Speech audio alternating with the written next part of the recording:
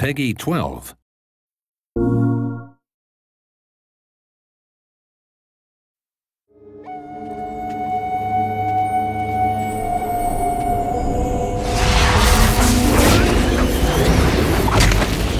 The genesis of the story that we finally ended up with, we were all sitting around and we had been given the mandate to take this move controller and make a magic wand game out of it. We wanted opening that move box to be that moment of discovery, like, what is this? This is something I've never seen before. It feels powerful. And it really formed the foundation of the story. It was going to be about learning how to do all this new stuff you'd never done before.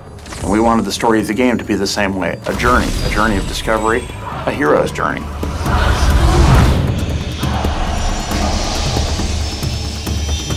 We were after an archetypal story that would be a coming-of-age story and a story where a young apprentice makes a simple mistake, unleashes the terrible forces of the world, and has to grow into become himself a great sorcerer when his master is unable to save him from his folly. Here we are, the entrance to Loch Barrow. Beyond this door is the domain of the restless dead, the forsaken spirits of the final war. The final war? Between the elves and the humans.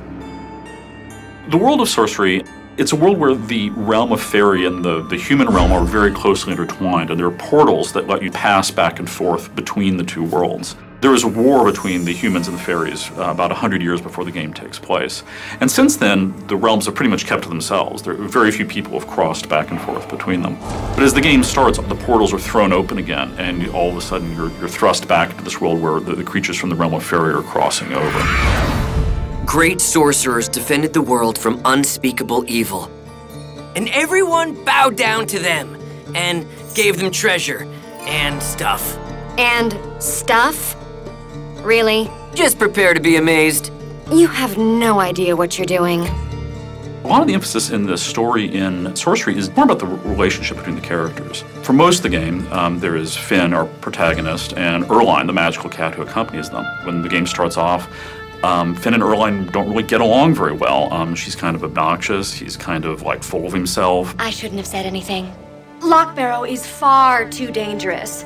You might get hurt, and then I would never forgive myself. Right then, Loch Barrow. Well, this should be entertaining. If you think of your mage that stands in the back and uses his wand and knowledge just to control the world, that isn't Finn. Finn drives forward. He thirsts for knowledge, but he thirsts for adventure more than anything. There are a couple of things we do to sort of play with the fantasy archetypes. One thing is to sort of dig deeper into the reality of beneath the archetype. We have an evil queen, the Nightmare Queen, and we actually worked really hard to create sort of a psychological depth to her. You can feel a little bit of sympathy for the best of best villains. In the Nightmare Queen, her daughter has been stolen, and that's a believable anger, right? You can look at the Nightmare Queen and go, yeah, I'd be pissed. That believability makes her all that more terrifying because you can understand, and maybe you could see yourself be that villain.